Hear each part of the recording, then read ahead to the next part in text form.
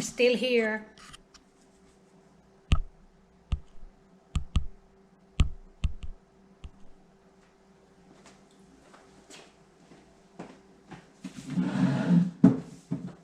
Hello everybody. What a nice day today. It's about, I would say, 60 degrees out there. I just did my walking, early morning walk, and it's about 9 o'clock here. Thank you for all my subscribers. It's really starting to climb up. I think I'm getting better. I'm really getting better. But anyway, welcome to my channel. Please subscribe. Filipino nurse retires home. Comment, likes, or dislike, or please share. Okay. Today we're gonna be talking about small business that anybody, foreigner or OFWs who would like to go back to the Philippines and start, okay, with a little bit of money.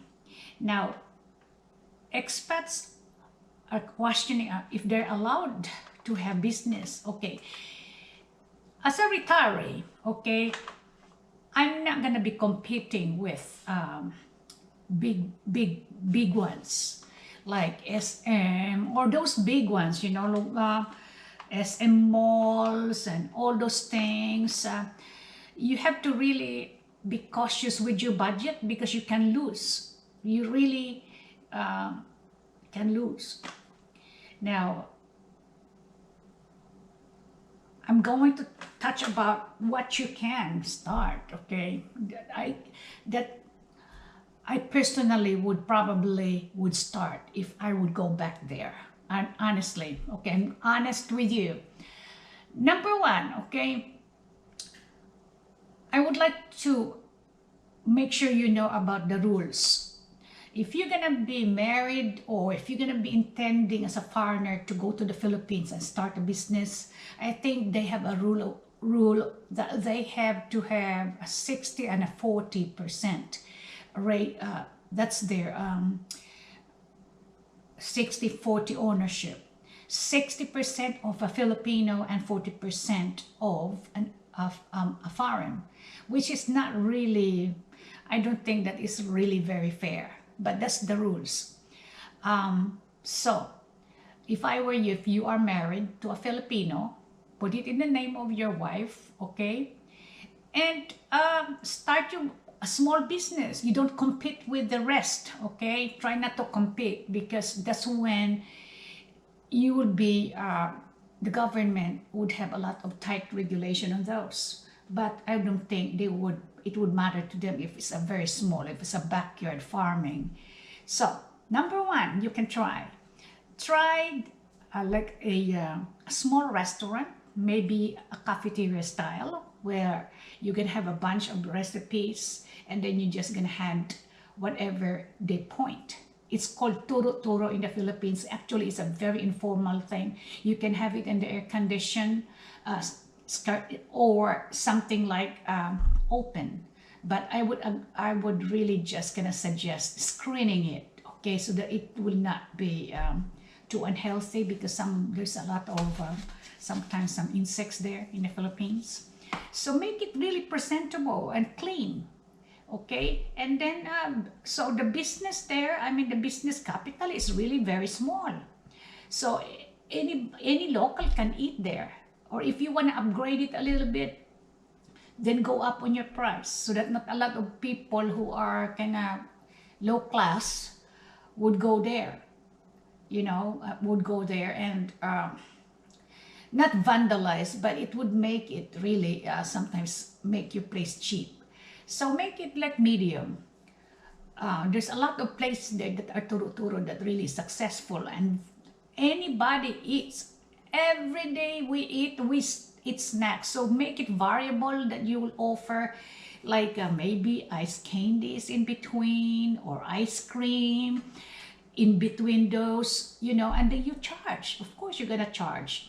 And I think you have a very good, you're gonna be able to get some money out of that. Okay, number two, you can have okay. You can have maybe a shack all right? Or maybe even just a tarp, something like that. Filipinos are very informal people, so they don't mind.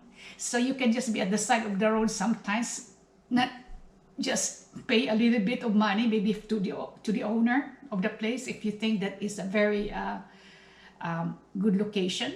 Then you would just pay them a little bit of money, and then you put a little shack there maybe, and then you put your ukay-ukay. And think the capital on that is about 4,000 per bundle, if I am right. And the bundle has maybe about 300 pieces of clothes there. Some are good, some are not. But what I would ask you to do is, I would suggest that you're gonna just make your pricing the same, like 50 pesos per shirt, or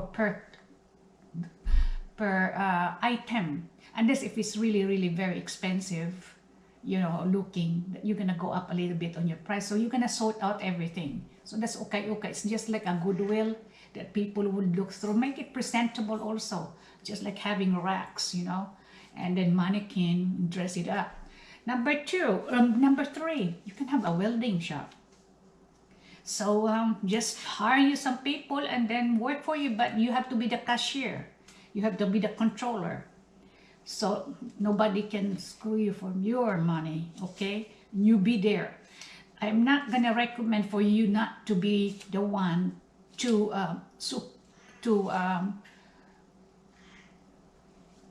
supervise, because things can happen, you know. It's tempting, especially with the type of economy we have in the Philippines.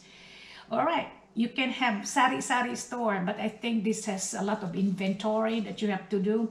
But you can basically modify the system, like ukay-ukay, maybe sari-sari store, at the same time welding. That really would work, and you can really make some money there. And another one that you might be interested is the water filling station and purification.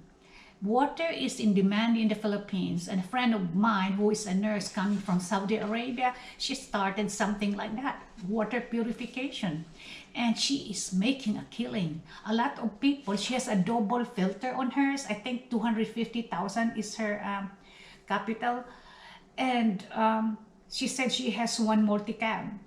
So people come, the other people from another locality would go there and get her water from her. Or you can even you can also deliver. It depends on how much are the orders. In a retail business, like anything, you know, like but I don't think you would like to do that very much, the retail business. But there's a lot of things that you can do there and make a living. If you have gardens, you can plant vegetables or fruit trees. You can have orchard, and you can get somebody to contract your fruits. And you don't have to do anything at all, and they just have to harvest it, and they will be the one to take care of it. And I think the rule there is they're gonna have to charge, or they're gonna split up the profit 70-30. So you're gonna have 30%, and they will keep 70, because they're the one who's taking care of everything. And then they have the also the chemicals to induce fruiting, and this is applicable to, I think, fruit trees. Otherwise, I think that's it for now. And then if you have some questions, just comment, and I will be glad to fill in some of your questions. And goodbye now, and have a great day. Bye.